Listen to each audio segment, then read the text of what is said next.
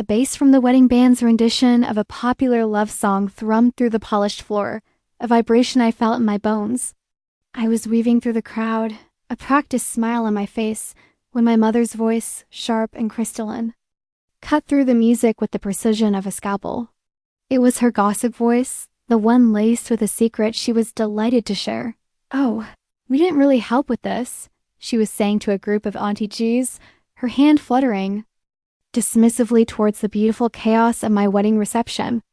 The floral arrangements I'd painstakingly chosen, the fairy lights I'd strung until 2 a.m., the menu I'd curated all seemed to shrink under her words. "Claire's wedding isn't exactly a big deal, you know? It's a simple affair. The real celebration," she leaned in conspiratorially, "will be when Lily gets married. Now that will be an event." The air left my lungs. The smile froze on my face. She didn't know I was standing right behind her, a ghost at my own feast. She didn't know I had heard every single meticulously chosen word. In that suspended moment, watching the back of her perfectly coiffed head, I didn't feel anger. First, I felt a profound settling clarity. That's when I realized my parents had no idea what they'd just lost. They had just lost me. My name is Claire. I'm 30 years old, and I've spent most of my life being the background character. In my own family, the quiet study to my sister's vibrant portrait. I am a photographer, not a hobbyist, but a business owner. I've built my studio from the ground up, client by nervous client, late night edit by painstaking edit. My hands, which my mother always said should be holding something more substantial than a camera, have cradled the heads of newborns, straightened the ties of nervous grooms, and captured the raw, quiet love in a family's gaze 1,000 times over. But to my parents, this was never success. "You take pictures for a living," my mother would sigh, the word pictures sounding flimsy and insignificant. "That's not a career, sweetheart. That's a hobby you're stubbornly clinging to." My younger sister Lily, though she was their golden miracle, she walked the pristine halls of medical school, dated a brilliant surgeon, and basked in the warm, approving light of their presence. She was the main character. I, on the other hand, had mastered the art of disappearing. Quietly from rooms and conversations, my presence as noted as a soft focus background in one of my own portraits. But standing there in my wedding dress, the echo of her dismissal hanging in the air, I knew the background was about to become the foreground. The world had always felt like a noisy, crowded room where my voice never quite carried. Then I met Ethan and everything changed. He wasn't flashy or rich, attributes my family would have understood. His currency was kindness. He was the kind of man who listened not just to respond, but to learn the secret map of my heart. He remembered that I hate the texture of raw tomatoes, but love the smell of rain on hot pavement, that I need absolute quiet for the first 10 minutes after I wake up, and that my dream was to see the Northern Lights little things my family had never cared to learn, the very details they had always brushed aside as irrelevant. The night he proposed, under a string of fairy lights in our own tiny backyard, the yes was on my lips before he even finished the question.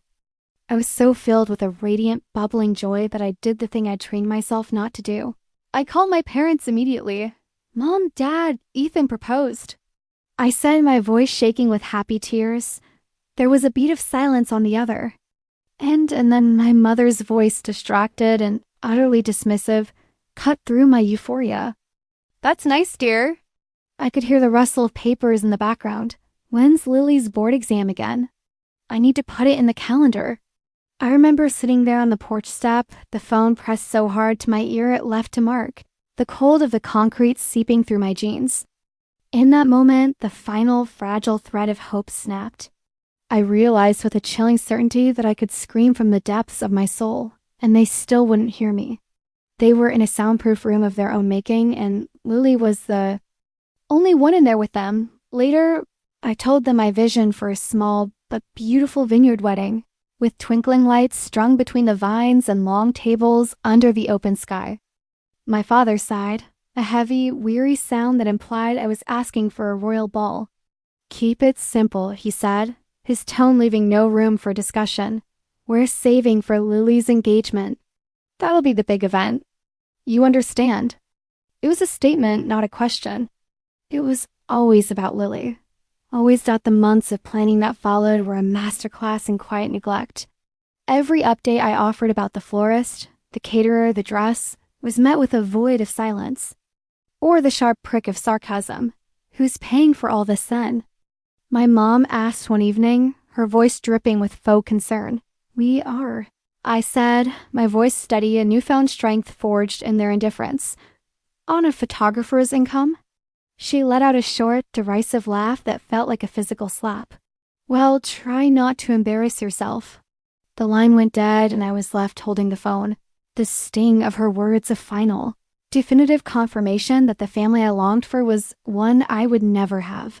That laugh, sharp and dismissive, didn't just sting. It burned in my chest for weeks, a low, smoldering ember of resentment. But she had no idea about the truth I carefully concealed. While they were preoccupied with Lily's milestones, my photography business had quietly exploded. A series of wedding photos I'd taken for a friend had gone viral, leading to a cascade of inquiries, a few high-profile celebrity clients, and, most importantly, the financial literacy to make smart investments. I wasn't just scraping by on a photographer's income. I was thriving, building a quiet fortune I was fiercely proud of. And I had made a conscious decision not to tell a soul, especially my family. I needed to see with cold, hard clarity who would genuinely show up for me when they believed I had nothing to offer but my own simple happiness. The wedding day arrived, a perfect canvas of blue sky. A golden afternoon sun spilled across the vineyard, setting the dewy grapes ablaze and painting the white ceremony chairs in a warm, buttery light.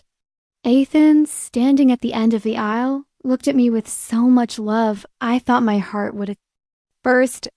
As guests found their seats, I saw them arrive my parents and Lily, stepping out of a sleek, hired SUV with an air of detached appraisal, as if they were attending a high society charity gala, not their daughter's wedding. My mother's first words to me, after a perfunctory air kiss, were a backhanded compliment.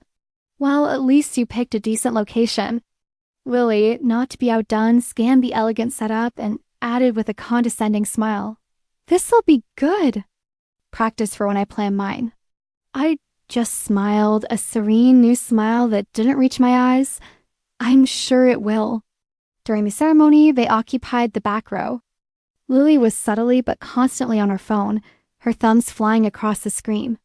My mother's gaze drifted, her expression one of profound boredom. But when Ethan took my hands and began to speak his vows, his voice thick with emotion, a strange peace settled over me. I stopped seeing them completely. For once, this moment was entirely, unequivocally mine. Later, at the reception, my parents found me near the champagne tower, its crystal glasses glinting. My mother looked around the lavishly decorated barn at the live band setting up, and the waitstaff circulating with gourmet hors d'oeuvres, her face a mask of genuine confusion. "This is surprisingly nice," she conceded, her tone implying she had expected a picnic. "Who helped you put all this together?" "A planner?" I took a slow sip of champagne. "I did," she frowned, the calculations visibly running behind her eyes. "But how did you afford?" Before I could answer, my dad cut in, leaning closer. "Let's be practical. Did Ethan's family pay for this?" "You can tell us." "No," I said, my voice calm and steady. "We both did." My mother scoffed, the sound brittle in the festive air. "Claire, be serious. You must have gone into terrible debt. Honestly, you should have just asked us for help. All of this," she gestured vaguely at the undeniable evidence of my success surrounding her, "is simply too much for someone like you." The phrase hung in the air between us, sharp and final. Someone like me. I took a slow, deliberate sip of my champagne, the bubbles a faint fizz against a sudden, profound calm. Then I opened my clutch. Inside, nestled beside my lipstick, was a small, cream-colored envelope. From it, I pulled a check, not the original, but a photocopy I'd had framed in a simple, elegant border for sentimental reasons. It was the first monumental payment from a celebrity client, the one that had changed everything. The amount, $75,000, was clearly visible. I don't need help. Mom, I said, my voice soft but carrying a newfound steel. I've been running a six-figure business for over a year now. She blinked, her face a perfect mask of stunned. Silence. My father, ever the pragmatist, crossed his arms, his brow furrowed in disbelief. Since when? He demanded as if I had committed a deception. Since I stopped waiting for your approval, I said, the words feeling like a long overdue exhalation. Lily, drawn by the tension, came over, her brow furrowed in a mimicry of our father's. Wait, you make that kind of money just from taking pictures? I turned to her, my gaze steady. Yeah, Lily. Turns out when you genuinely love what you do and aren't afraid to work relentlessly for it, it actually pays off. For the first time in our lives, I saw a flicker of uncertainty in her eyes, the unshakable ground beneath. Her starting to shift. Then Ethan was there, his presence a warm anchor beside me. He slipped his hand into mine, his voice filled with more pride than I'd ever heard from my own family. She's one of the most sought-after photographers in the state, he told them, his gaze never leaving mine. She's already booked. Solid through next year. My mother's mouth opened, but no sound emerged. The social script she relied on had failed her completely. You've never even looked at my work, I continued, the truth pouring out not as an accusation, but a simple, sad fact. You didn't come to my first gallery exhibit. You never once asked about my clients or my process. You just assumed I was failing, and that was a narrative you were comfortable with.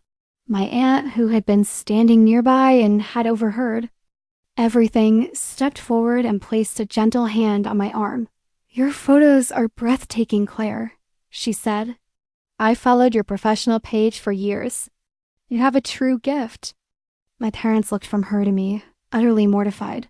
But it wasn't revenge I felt warming my chest. It was peace. A deep, settling peace dot as the music swelled for the first dance. Ethan led me to the floor. The lights shimmered around us, our friends.